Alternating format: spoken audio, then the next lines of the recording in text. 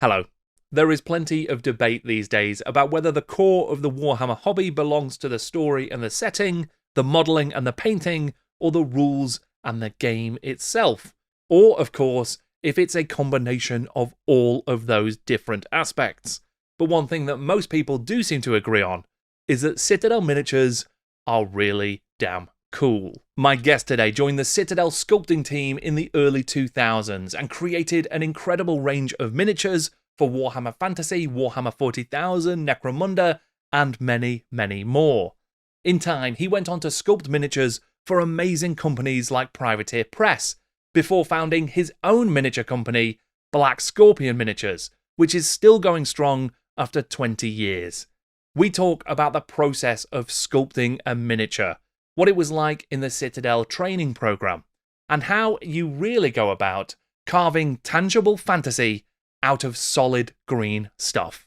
I'm Jordan, this is Jordan Sorcery, and today I'm in conversation with Adam Clarke.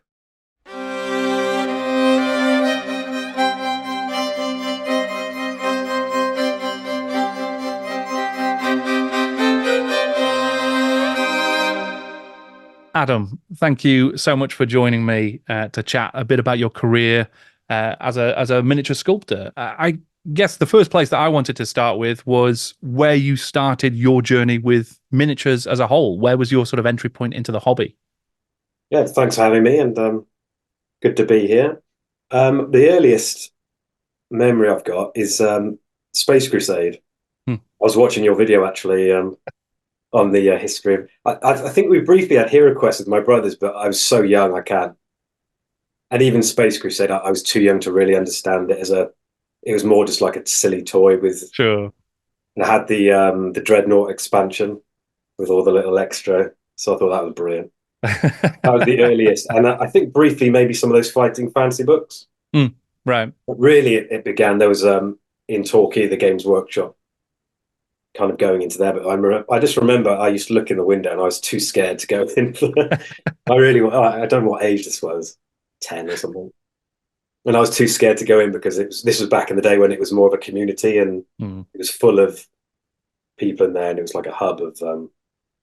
But at some point, I did and got one of the old. Do you remember the old promotional catalogs where they'd show like the adverts for 40k and Sure, yeah. fantasy? I think it was Epic back then, um, and immediately I was drawn to fantasy more than like this. So this would have been is it fourth edition with the the elves, the Sure, and the goblins, goblins.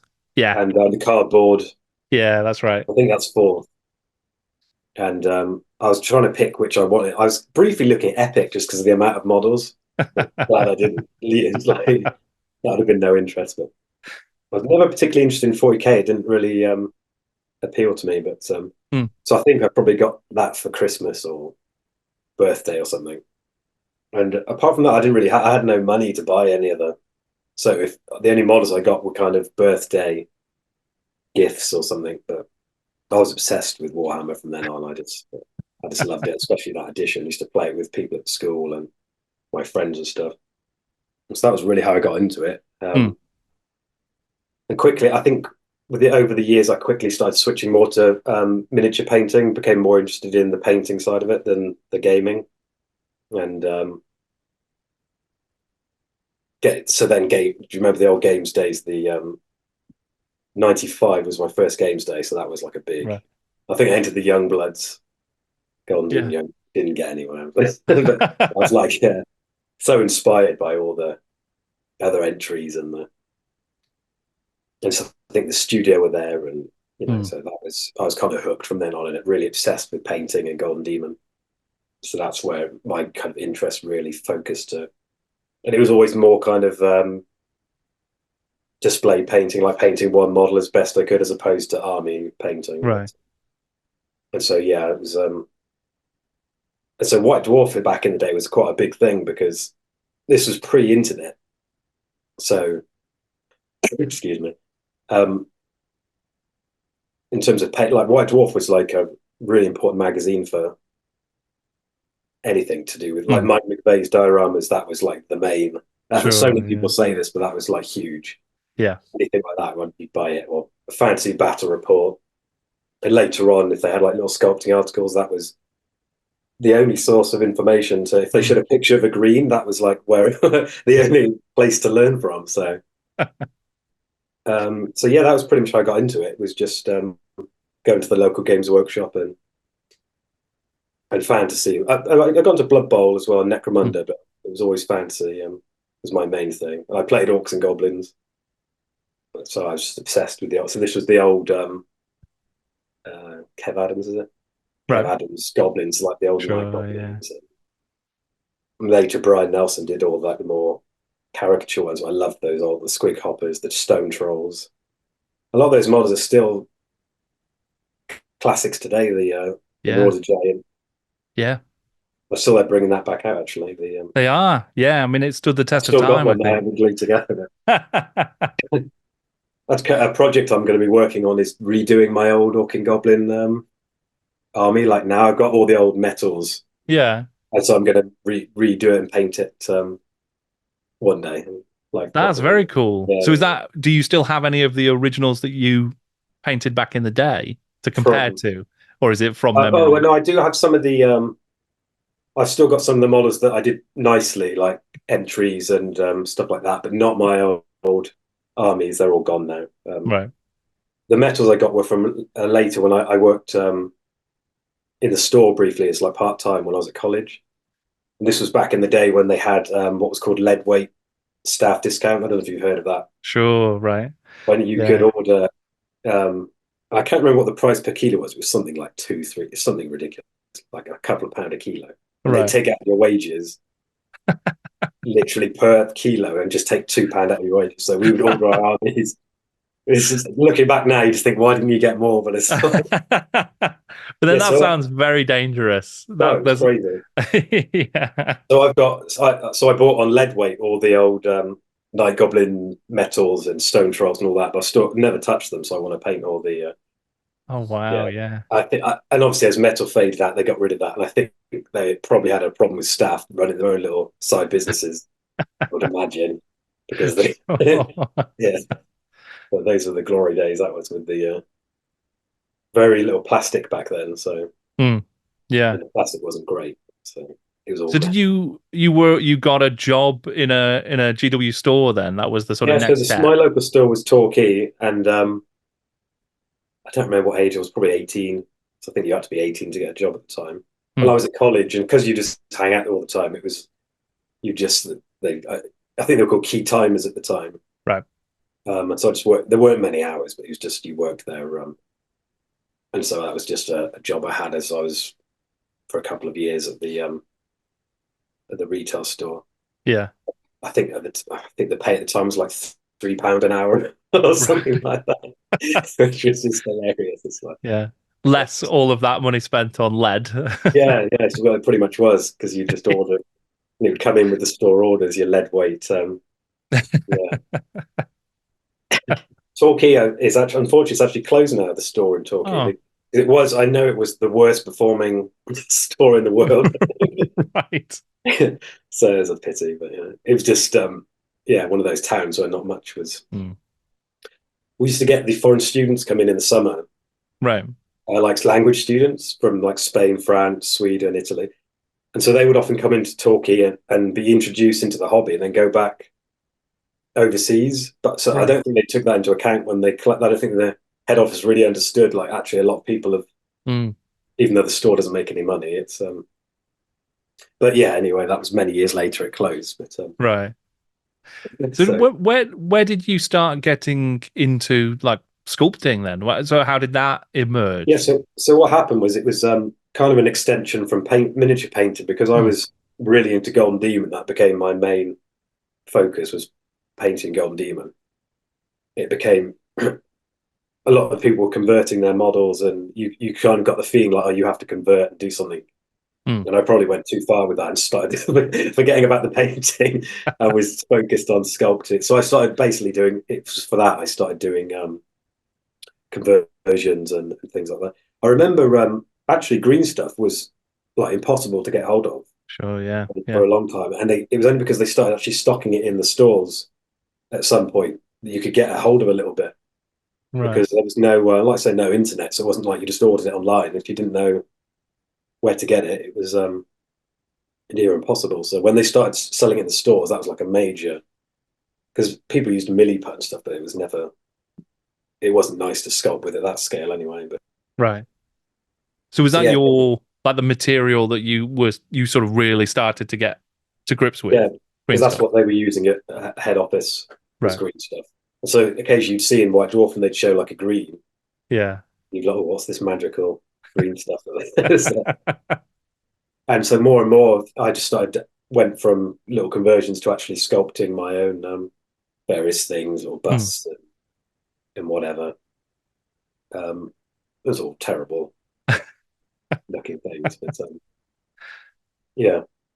And so apologies if I keep wiping my nose or sniffing. I'm Well, unwell. I've forced you to come and do an Yeah. interview whilst you're not 100%. So apologies from me for that. So I But briefly, I was at college while I was in retail. And actually, my dream was to work for head office, but I want to be an heavy metal painter. That was like right. my and I was like inspired by Mike McVeigh's diorama, like everybody else was at the time. And so that was my. And I remember telling I was at art college, but one of these useless, like gluing pasta to complete waste of time. Sure. And I remember telling, I remember telling my the art teacher who did not like me at all. He's like, "Oh, what do you want to do?" And I said, "Oh, I want to work for Games Workshop as a painter." And I remember he said to me, "Oh, it's like wanting to play for Man United. It's never going to happen."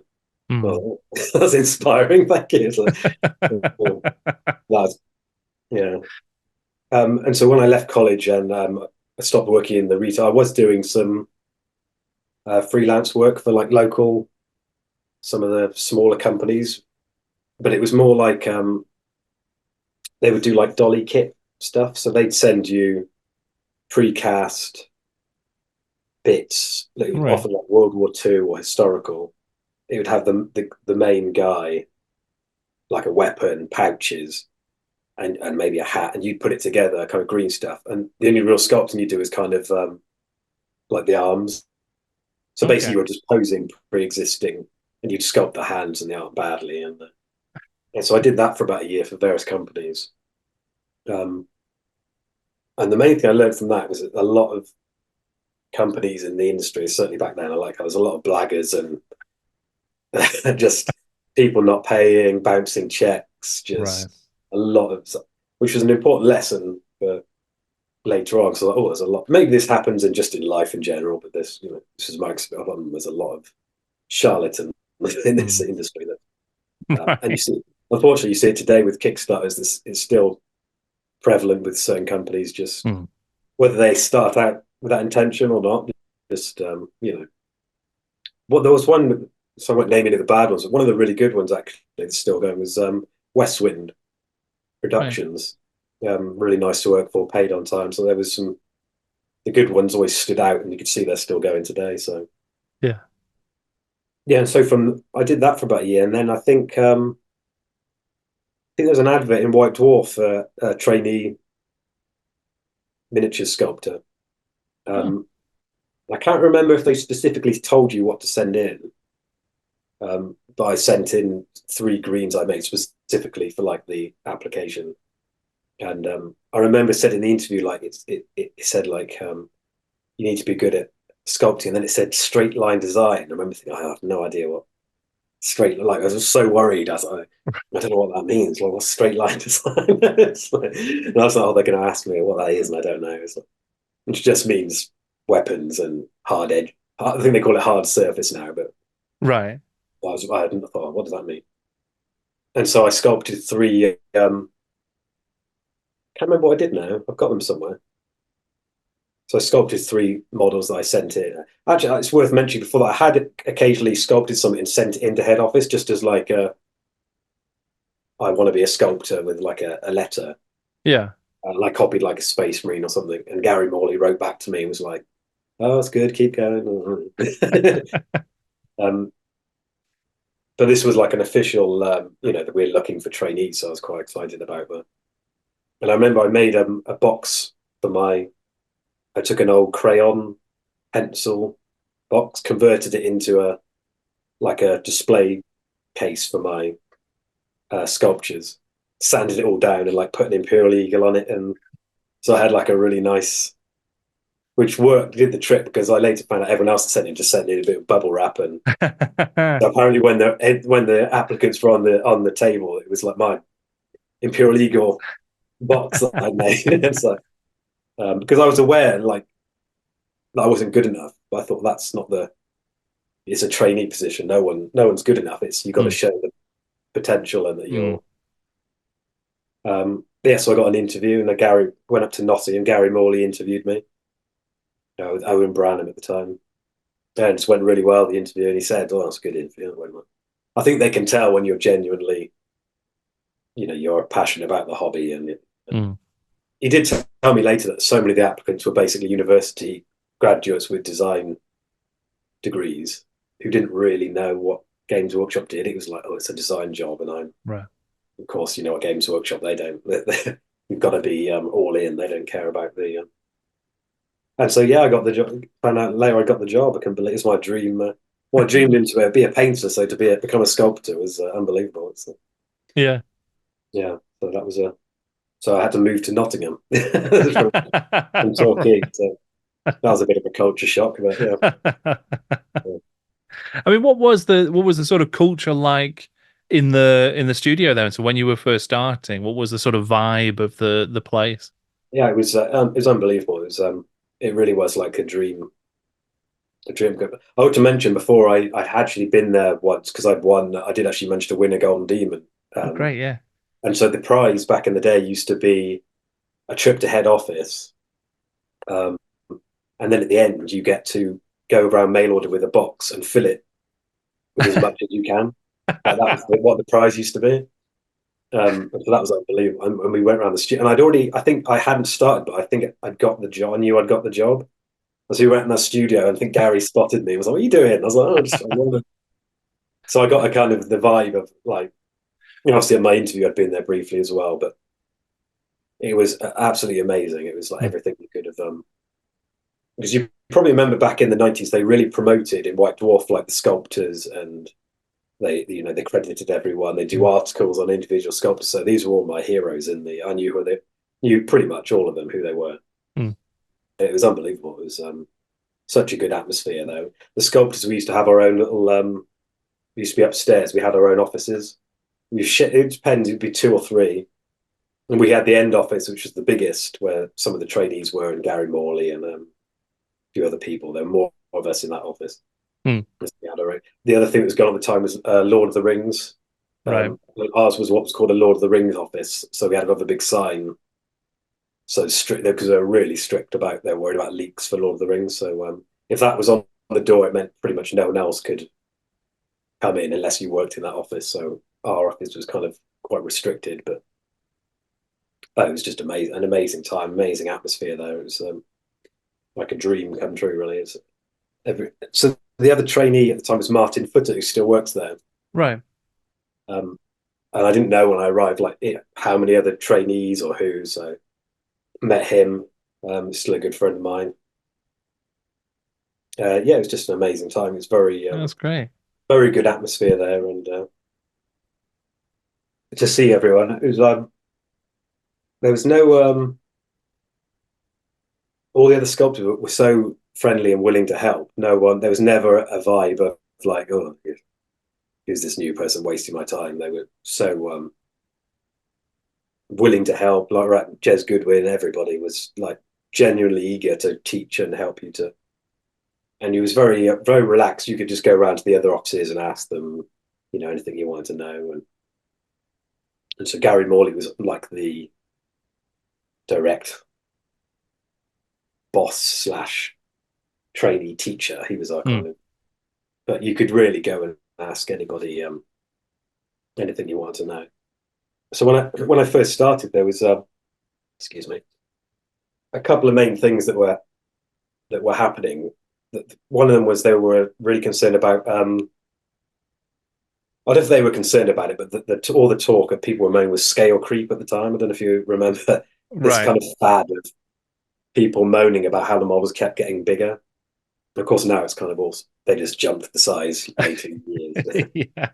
sensibly so. Um, and so because this was a thing, what we actually, on my first day, they told me and Martin, the first thing we're going to do is we had to measure every single model ever made, or not ever made, but every single model in mail order.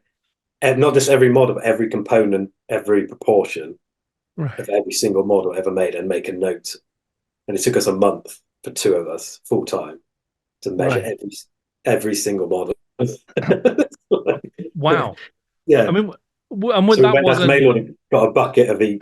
We organised it between us, and then we were yeah, like, what was the ruler? The logic was it was to work out like an average size of each right, rate, which we could see was a waste of time from the start. But it was, and all they did with it at the end was make like a silhouette chart right. to say like, you know, an Imperial Guard is X high, and everyone just ignored it. And I was like, Sounds like they maybe were hazing you in your first month. I don't think so because yeah, maybe because the thing was Martin had been an heavy metal painter for like 7 years. Hmm. So it was very different for him because he'd already been in the production studio. He knew everyone.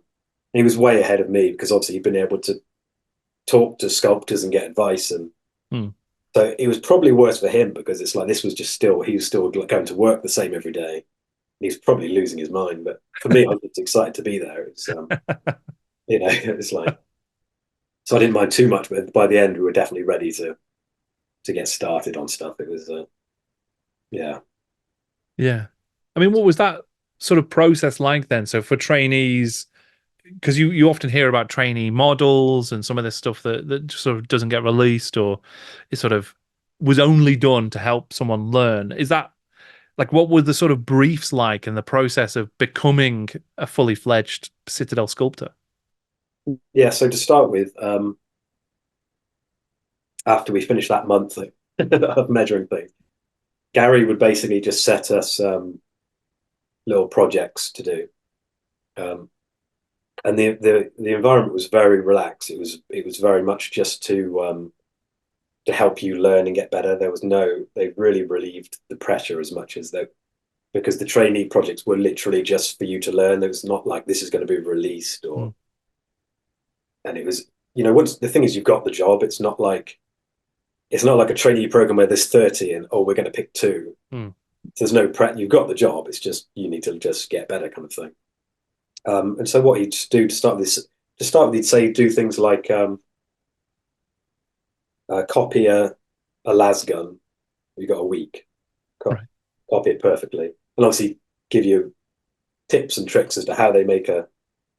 In reality, those las guns and things were actually plastics that were Right. made 3M, but for practice purposes, we were making a 1-to-1 um, just to learn straight line design. And then the next week, it was make a bolter. Mm, We'd go through like that'd be like straight line design practice. And Martin, by the way, was like he became like one of the straight line. He made a lot of the iconic tanks, and he was just so good at straight line design. It was just infuriating how. I mean, I got way better. I got pretty good, but I mean, just that guy was under. The accuracy is like his actually is like you would think it was done by computer now. That's how good mm, he was. And then so there'd be projects like that, and then they'd say to sort of make a wizard. You got a week, 2 weeks to make a, and so that's pretty. And he obviously give you feedback along the way, mm. and it was very relaxed, so you could go and chat to people, ask for advice, and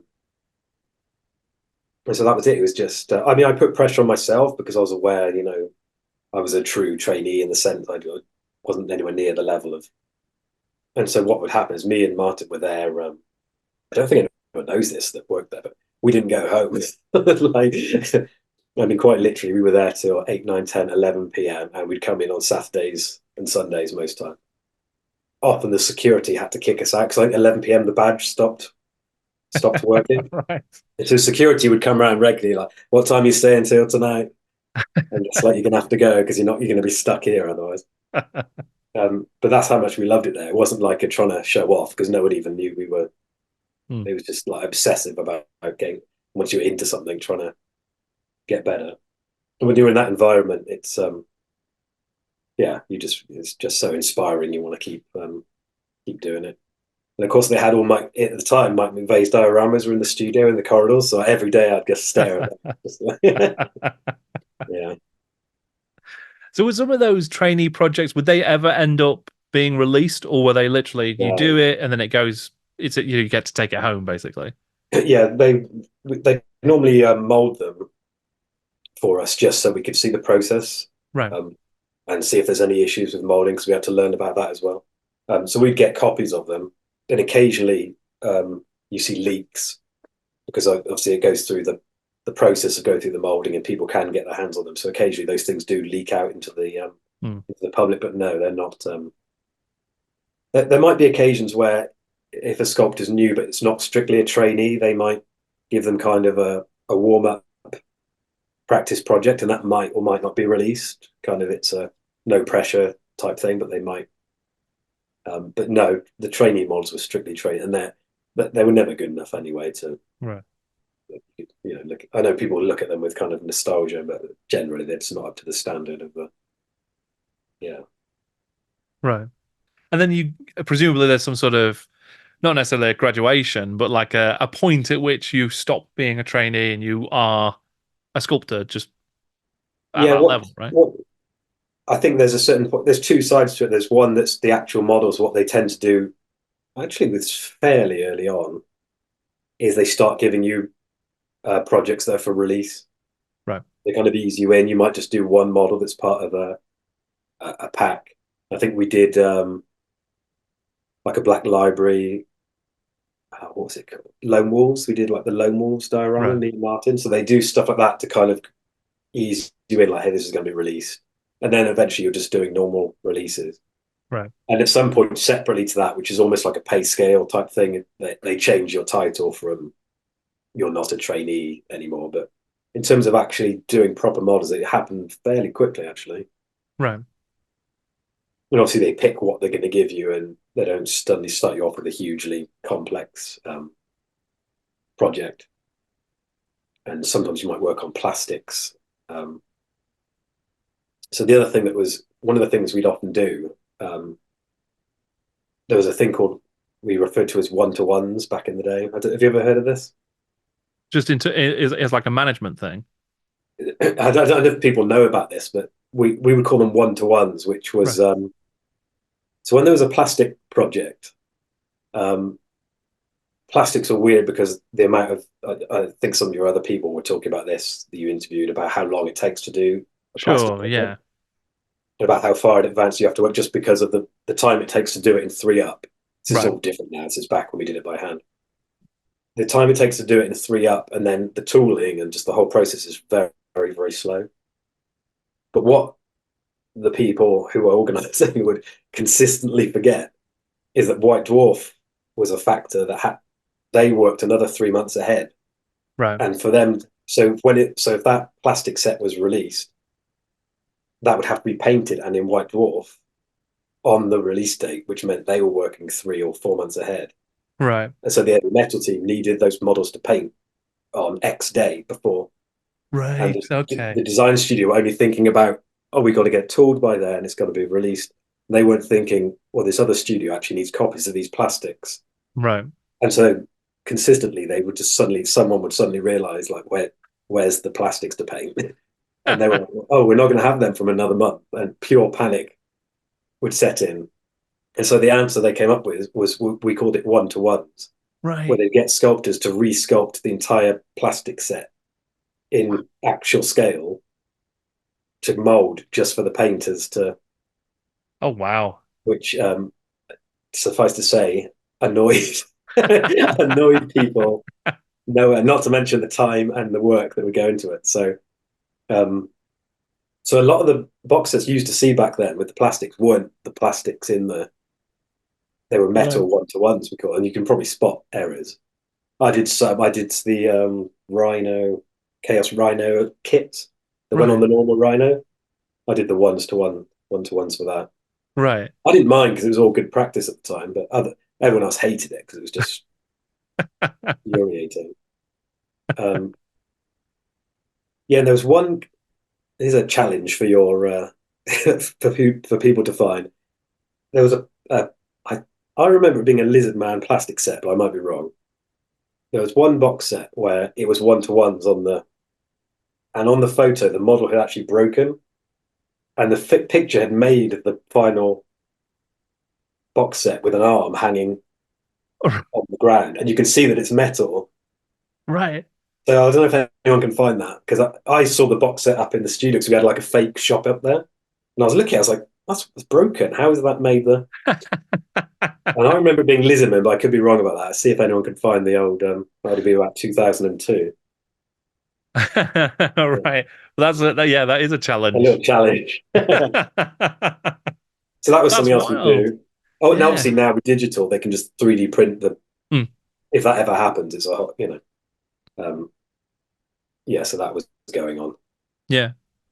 And Would you go on? Sorry. the other thing that was happening at the time was they were really concerned about shrinkage. They had a lot of issues with shrinkage on the metals Right. because of the sheer volume they were selling. Was they had to have normally when you used to make metals, you'd have a master mold, and then you take masters and make a production mold. They were selling so many models and getting through molds, they had to have an extra thing called a gold mold, like an extra stage, because even the master molds were wearing out of how many. Wow. Because I think at the time they had 10 full-time production mold makers making 8 molds a day. So they were making 80 new production molds every day Wow. to keep up with metal demand. And because of that extra gold mold stage, the shrinkage in the metal was becoming a real problem. Like you probably wouldn't notice it if you just looked at the production models, but when we compare like the green to especially something like a space green, the difference was almost like sometimes up to 50%, like squashing. Wow. Okay. And so what they introduced, what right about when I started, was resin master molding. Mm. And so the masters were then done in resin, which has like almost zero shrinkage, as like an extra. And they got some more advanced, like these pink rubber. And so it was a real jump in production quality. So this is a very different to not to be confused with fine cast Right. resin. This is master, which is the same process I use for my company now. This hand cast resin. It's a different. So Sure. it just gives you just the highest quality of reproduction that you can get. That's yeah. Sorry, I lost my train of thought there. But No, that's interesting though. So would they still be using that for metals as well at yeah, that time? Then? Yeah. that was just for metals. Right. Okay. Because plastics were done in 3-up. Right. It was a whole different process. We made them 3 times the size, and they were tooled with a what do you call it? A pentagraph, whatever the machine is Right. called. Okay. And that's to put them So on that, the sprues and all that sort of stuff yeah, as well, right? that was just for metals. Because back in the time it was still mostly metal Mm. with a little bit of plastic. And so that did mean that because before we only used green stuff because of the production process. Green stuff was one of the few things that could stand up to the heat and the pressure. Right. With resin master mold, it meant we could then use pretty much anything. Like if you want to use Fimo or polymer clay, not Okay. many people did. I think Juan Diaz played with it a little bit, Right. but it just meant the options were open to do if you wanted to sculpt with something different. Right. Yeah, Was that Juan, open to the actual sculptor themselves then? They yeah, could just go, I'd prefer to work in this medium yeah, now. yeah. Yeah. Okay. We generally worked in green stuff or brown stuff, which is very similar to green stuff, but it's a slightly different feel to it. Right. Yeah. Oh, and there's a Swedish guy called Alex Hedström, who's a very good sculptor. He played with different putties and things. Right. Yeah, but it was nice just to have the option of. And Juan was a friend of mine who really taught me a lot. Gary kind of taught me, like when I started, he taught me the basics because I didn't have a clue about. He taught me like this is how we build an armature, this is how we make like all the core. But Juan really got into like teaching me stuff about like what really makes a good model. He was way ahead of his time at the. Do you Yeah. remember Juan's model? Some of Juan's models? Well, the Demonettes, for Yeah, instance, right? yeah, They were a big one. yeah. He made so many that were, Yeah. and he was talking about stuff that was about how models he thinks thought they should be made, and I thought was way ahead of his time. Hmm. Stuff they've done now, like the size of the model and proportions, and he set up a lot of the things that I kind of took on later years that really taught me how to. Yeah, he's made some of my favorite models, I think. Yeah. Because was there like a style guide where you always had to conform in some way to these particulars of a given range or an army Kind or of. I think most people at work, they kind of had that style anyway. right, Um, but everyone had their own style. Like back when it was metal, I could look at a model and tell you who sculpted it right, straight away. No, obviously now because it's all plastic and intermixed, it's kind of got a generic. Um, but no, there were just certainly individual styles. Occasionally, they'd say certain things like the common one would be like, "Oh, that weapon needs to be a bit bigger," or more skulls, or something like that. There were individual styles. I think everyone just fit in anyway. You'd get concept art. Um, right. but yeah, most people's style fit in anyway. I think it was. Yeah. Do you have any favorites from from like that you worked on during that time? I was really always into the anything fantasy, like the you were mentioning the Tutujin. How do you pronounce that? Tutujin guy? Yeah, Tutagen, I No one think. ever told me. Think. It's like, yeah, I like those ones. The Middenheimers, yeah. Yeah, yeah, yeah. Any of those? The Bretonian. Is it the questing knight? The guy with the big standard bearer. I liked him. Right. Some of the nobles I did. Yeah, I liked those ones. Yeah, I always like fantasy was my main thing. I was always into. So I was a bit. It was later on where they kind of ditched the old world for. So that was a bit of a shame. But Mm, yeah. yeah, what did you think when they got? I don't know what year it was now, but when they kind of got rid of the old. So I think it was 2015 was the end Yeah, of yeah, Warhammer and the start of Age of Sigmar. Yeah. yeah, Yeah, it was a big change, I think. And it was definitely hard to swallow in a lot of ways. yeah. Because when I was there, we knew that fantasy wasn't as popular as we knew that 40K was the big seller, Right. but I don't think they ever really communicated that it was doing that badly, like in terms of sales. But I'd already kind of when I started there, it's kind of become a bit disillusioned with fantasy the way it was, the way they were doing it. Like Mm, not from a design, I loved the sculpting, but from a customer game point of view, I'd already mm. felt it had gone in the wrong direction and was confused by. It felt like a restaurant with a menu with so many items, Sure. like too many items on it, and then someone's going, "Oh, well, every time we add a new item, that sells a little bit better than, so we'll keep doing that," Mm, rather than stopping and going, let's sort this out," kind of thing.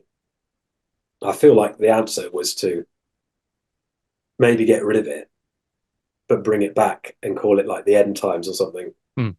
and then reduce down the armies to the core army books, Mm. and then within those army books break it down to the core units, and then you have like a legend section with the old stuff for people who've got old, so they can still use it. Mm. And then you have to have the tooling, packaging. Every element has to work at the start from the design point of view, so that it works together, as opposed to rules, models. Now you package it Sure. so that you maximize the tooling, so that for example, instead of just selling a plastic rock lobber, you have a detachment, which is a rock lobber, two doom divers in one box. Right. And sometimes you can sprue those together on the Mm. sprue. So you're saving space, time, money. And obviously you'd have to sell it at an appropriate price, which they might struggle with. But, and then, for Empire, you'd have three cannons. It would be a cannon detachment. Right. And so you'd then release an army box with your core army, and the rules would work with this, so that when you're in the rules, you take a rock Mm. lobber, two doom divers. So you have your core army, of which some of when the rules will be, you can only have one of that. And then the add-on boxes are just like detachments. So you might for saving space and money, you might have stone trolls and put 3 squig hoppers on the same, rather than, so your night goblins will be 20 night goblins with the command with the fanatics in Right. one. Yeah. So you can tool and price it together, and then the rules work with that. You have to take your 25. So you just simplify everything down. I think that could have worked. And then, so instead of having millions of things, you have detachments and just key boxes. Yeah. And then in the rules, you just say like, yeah, the world's kind of, everything's gone, but there are little forces left that you can. So you have to find these detachments. Yeah. You can't just select individual bits. You have to find a guy, and he's got maybe 10 crossbowmen and a Hellblaster volley gun, and it comes in a box together. It certainly seems like there was dramatic changes needed in those later stages, weren't there? And I understand for a purist that wouldn't be the ideal, but I'm thinking from Games Workshop point of view, you've got to have a way that works. Yeah. To because I think just dressing them up as Space Marines wasn't the best. Well, it's very different flavor, yeah, it's isn't not it? really. Yeah, it doesn't appeal to the same. Yeah. Yeah. I mean, are you excited to see the old world has returned? Have you sort of taken a look at that? Yeah, but it looks like I looked at the new Bretonian Footlights. The new ones are really nice. So that shows what they can do. But then releasing kind of the old box sets, but even though I made some of those, it's kind of, it just doesn't seem like they've really putting a full effort into it, as opposed to. I was watching your interview. Is it Mark Wells? Have I got his name right? The CEO. Yeah. CEO. Yeah. He was making an interesting point about how doing things to defend that sometimes you need, as a company, you need to defend your position. I think he's talking about Lord of the Rings, maybe. Because this is the thing. It's not it's not impossible that another big company might decide to have a crack at fantasy in hard plastic, and could have been working on it for years, and will suddenly release. If they suddenly release massive plastic box sets and armies, the Games Workshop are going to suddenly have a bit of a wake up. And that could be happening. People don't know what might be going on in the background, but yeah, it's nice. I'm pleased to see they're releasing things like the Old Giant, and I know that's slightly different. That's the made to order, isn't it? But yeah, there's a little bit of nostalgia there. But it'd be nice to see them focus on it all new, and really, think of it from scratch again. Yeah, I mean, I must admit, I know there's a lot of different viewpoints on the releasing of historic miniature sets, the older stuff. I quite like them, but that's part of the nostalgia for me. And one of the reasons I quite like it is because it's a chance to get those miniatures that were around when I wanted them 20 years ago, that I couldn't afford or didn't have access to for whatever reason. So yeah, it definitely ticks a lot of my boxes in that regard. I see it from their point of view, like, hey, the tooling's already done, it's already made. There's a lot of money, time, and effort goes into making, especially a new plastic set. So I get it. And then you can just, I don't know, what have they released so far? I'm not sure. Is it just the Bretonians? Bretonians, Tomb Kings, Orcs and Goblins have been released at this point. Yeah. Yeah, we'll see. Yeah. See what happens. But yeah, so I mean, in terms of your career with GW, it wasn't too long before you decided to move on and sort of moved into a sort of freelance space, right? And you started working with a lot of other companies as well. Could you talk about that sort of transition and what it was like? Yeah, so after 2 years or so, I realized like I probably want to start my own company and do my own thing. I want to travel a lot and be my own boss, do what I want, make what I want to make. And so I left. I moved to Spain from Nottingham, and basically my main aim was to start working on my own miniature range. But obviously, I knew that wasn't going to happen overnight. So kind of when I could, I was making my own stuff. And doing freelance work just to get by. And so I worked for a few companies. Like I did Privateer Press, Reaper. Probably forget half of them. But Privateer Press were one of the really good companies to work for. So when I contacted them, Mike McVeigh was working there. So I'd never met him before. So that Right. was a thrill to get an email from, as I worked for Mike McVeigh for freelance for a bit. Um, yeah, and it was very different because like them and other companies at Rackham, I didn't do anything for, but they would work very, very different. Where the concept, it wasn't artistic; it was a concept specifically designed for a sculptor to make the model. It was very All right. like a flat pose, kind of like that, just putting on what goes where very clearly. Very good artwork, but it was very precise. Like, that's what you make. Don't get adventurous. So it's different. Whereas Games Workshop was a lot of freedom to design your at the time, anyway. Right. But they were very good concepts, so they were nice to make. With some of the Iron Kingdoms, something like, I think the Iron Kingdoms was what it called at the time. A lot of the characters for that, and Right.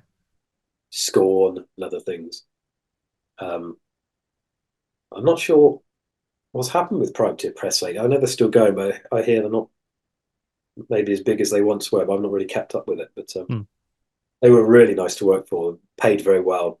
No messing around. And anyone who's ever worked with Mike McVeigh will only have good things. Like, it's one of those people you'll never hear a bad word about him. It's really got everyone's got good things to say about him. So Did you get that to was ask him nice. about his dioramas or talk about those at all? Only recently, because that then it was obviously just work, and I was didn't want to come across as a fan a fanboy. But I saw him over the years. I've seen him a few times. I saw him at Warhammer Fest actually last year. Did you go to that? Or The one in Manchester. Yeah, I did. yeah, Yeah. yeah, yeah. Um, yeah, so I got to show my entry there at Warhammer Fest and talk to him a bit about stuff. So yeah, I've seen a few interviews with him, so that's always good to see him. Yeah. He's such a humble guy as well. I genuinely don't think he understands the impact he had on the. Yeah, I read his uh in the Talking Miniatures book because you had Mm. those guys on, didn't you? Yes. Yeah, Yeah, Robin and John. so he's got a really good bit in that as well. Mm. In that bit, I'd recommend that book to anyone that wants to. Mm. It's fantastic. And Yeah. Iceman as well is another good one. Mm. The Ian Livingstone one. Yeah. Yeah, so that was the freelance thing. Basically, what I was doing was that to and on the side, I was making models for Black Scorpion, what would become Black Scorpion, Mm. just little character models, um, and the basis of it was based off conversations that I had with Juan about kind of sizing and talking about proportions.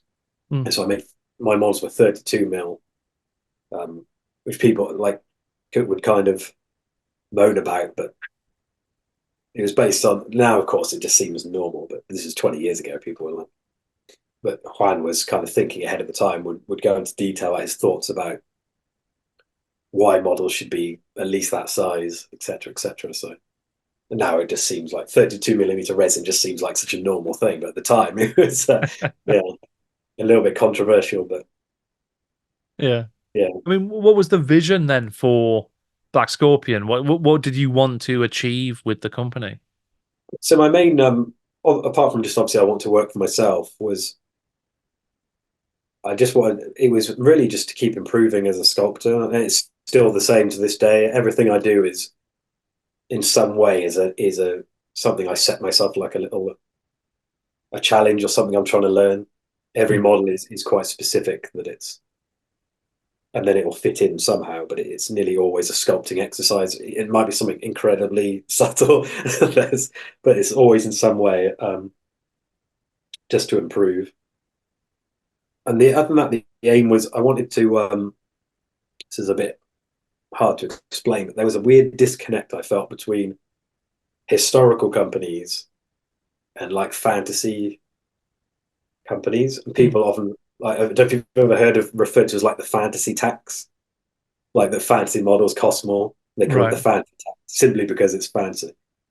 But I noticed a weird disconnect between the standard as well between historic sci-fi fantasy and the historical world. It's a bit of a generalization, but there was a quality difference, and it kind of appealed to me to make kind of historical, not strictly historical, but in that theme Mm. from the fantasy. Like, what would happen if Games Workshop made cowboys? What would they look like? So it was that rather than if you look at purely historical ones, often very bit flat and not often that interesting. So I kind of wanted to merge the two with pricing that was more in line with what the historical market was used to. So that it's like, oh, these are the same price, but look at the quality of, which seemed to work quite well. So Yeah. yeah, that was the basic idea of it.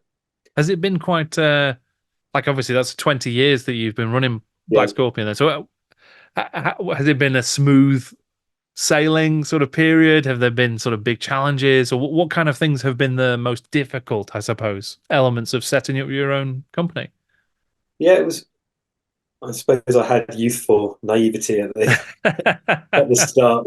You don't think because at the start I was quite I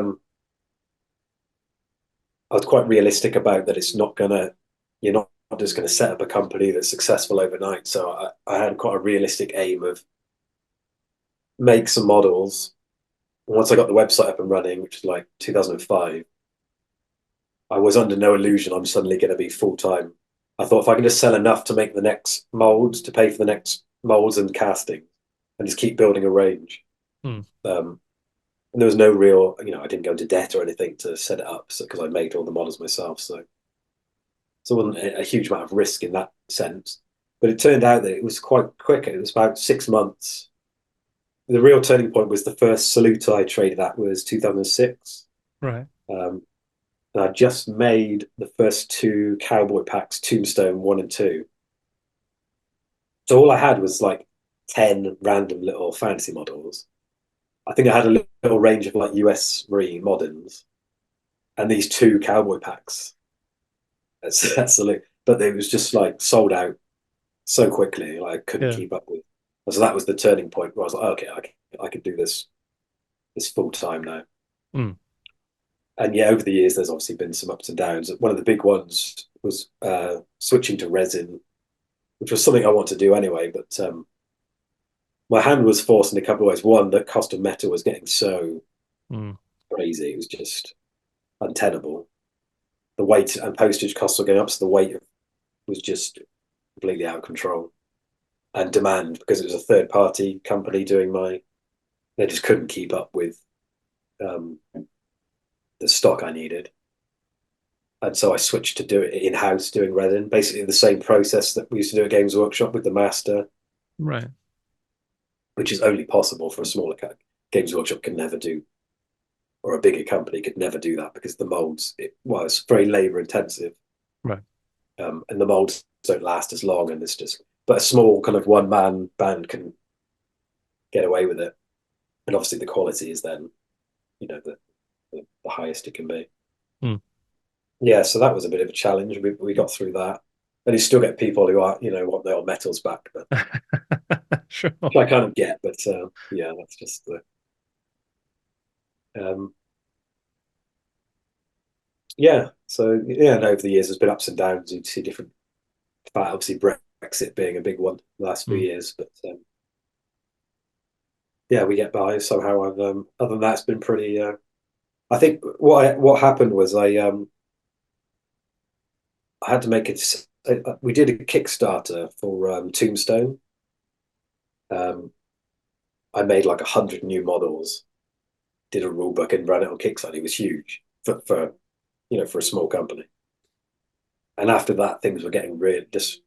I was also supplying just trade sales and things were getting more than I could handle. Basically, I even had a staff member at that point, and so I had to kind of make a decision about like, well, either I go up to the next level, which is more staff, premises with casters, and I had to make a decision: do you want to do that or reduce things down? It really came down to: do you want to be a manager of a company, or be a miniature sculptor? And I thought, no, I want to be a sculptor. It's like, also because I know in this industry, the bigger you get, the more easy it is to fail, because I've seen it so many times. It's in niche industries, especially, it's very easy to get ahead of yourself, and it only takes a couple of bad months, and before you know it, you're in. And so I made active steps to reduce down. I stopped trade sales and had to actively kind of reduce down the selling, and which was the best decision I made, because it was just actually get back to sculpting again. At the time, I was just doing everything but. I like particularly. So yeah, that was a big decision. But yeah, just focusing on the sculpting, which I still do now. So just trying to get better still. I still have the same attitude I had when I started as a trainee. I'm just trying to keep getting better because yeah, I still feel like there's so many. I look at some of the sculptors out there and feel a bit inspired and inadequate sometimes when you see some of the stuff out there. I mean, you mentioned the Tombstone rules, but you've done a few rule sets that sort of support your miniatures as well, haven't you? Yeah, so it started because back in the day, do you remember Warhammer Historical? They used to do Sure. so they had a few rule sets, but the two we used to actually sell was Legends of the Old West, the cowboy one, and Legends of the High Seas was the pirate one. Now some of our models are actually in the pirate one in Right. the pictures. And we used to sell loads of those, and people used to use our models to. And at some point, I can't remember when they stopped producing it, and so that was a problem. So that's when the idea came. Well, maybe we'll do our own. And so I asked Gav Thorpe did the rules, and so the brief was to do like a core system that could then be adapted for both pirates and cowboys. So the first one became what was Cutlass that we released, and then a few years later, from what we learned from that, we tweaked slightly and became Tombstone. So we did a Tombstone. I mean, it did that in 5 languages. Right. It was absolutely correct. I think like basically a one-man band, and we did release the book in 5 languages. Well, we released a hard copy was only in English, but we translated it into 5 as a PDF, and that's when we did the Kickstarter with like 100 new models, and so that was a big thing. But yeah, that's very popular. I don't think we'll do. That was part of my kind of scaling back. Was like, no, I don't think I'll be doing any more Right. rules or anything. Just focusing on miniatures now. But yeah. I mean, I suppose then that's the sort of natural question of what is next then for you and for Black Scorpion. Where do you want it to go in the future? Yeah, so on a personal level, I've got back into found some time for miniature painting, so I'm kind of getting back into Golden Demon and focused on that. And Black Scorpion's still doing the same. I'm just trying to keep sculpting models and keeping things under control. The main thing that's probably going to happen is, in addition to what I'm doing now, is digital stuff. I have been learning some digital sculpting. We did some cowboy buildings digitally. I did a Kickstarter for. I will be doing some like organic digital sculpting. I'm not sure where that will go, but some, either on My Mini Factory or maybe a Patreon or something. But that'll definitely be alongside the normal sculpting, because I do feel like hand sculpting is kind of what we're known for. So I'll stick to that. But yeah, it's just one, it's interesting to learn it, but it's just the way things are now with digital is kind of, you've got to be involved in it in some way, or it's. Does it feel quite different, digital sculpting to the sort of traditional stuff? Is it quite a different process? Yeah, well, I'm still learning, so I'm certainly not an expert on it, but yeah, it's very different. My actually, don't know if you know Felix Paniagua from, he used to work at Games Workshop. He works at Avatars of War now. Right. Okay. He's been helping me just on the internet, just giving me advice and tips. Yeah, for me, it's very different. Actually, when I was at Games Workshop is when they first were bringing in the digital, and they took all the sculptors down to, I guess, the people that sell the software or the hardware, took us all down to demonstrate the computer when they had like a little sculpting extension. Right. So I'm not sure if they were selling the actual hardware or they were and so we all went down there. I think people realized some more than others, like, oh, things are going to change. This is. They put me with because they didn't have enough computers. They paired us up together. They sat me with Brian Nelson, who's like the best sculptor and universally accepted as the best. He's very, very humble and modest, and I was particularly bad with computers at the time. He's like, "Oh, you have a go first." Oh God! So I'm playing, like making a blob like a child on this thing. Like very quickly, like, yeah, you have a go. He like knocks up a skull, like a really amazing. I'm like, oh. Yeah. The parries were very. It's funny. The parries were very good with them. They don't use digital, but instantly they did like a really nice little head, and so that was my first kind of play with it. But yeah, it's very different. I don't. It certainly doesn't give me the same feel or joy as hand sculpting, so that's why I'll be sticking to that. But from a business point of view, I will be doing some. We'll see how that goes. Yeah. And the other thing I just want to ask before we wrap up as well is you mentioned going back into painting, and then I see the golden demon behind you. I mean, what was Yeah. the what was that? What did you win for? And is that something you're going to pursue in the future? Keep on with the Yeah, golden demon? that's the one I was saying about before I started. So it was a long time ago. That was a what was it? An ogre standard bearer, like a bronze I got. Right. And then obviously when you start the studio, you can only enter the open. Yeah. And so me going on about Golden Demon and that, and then Martin started entering.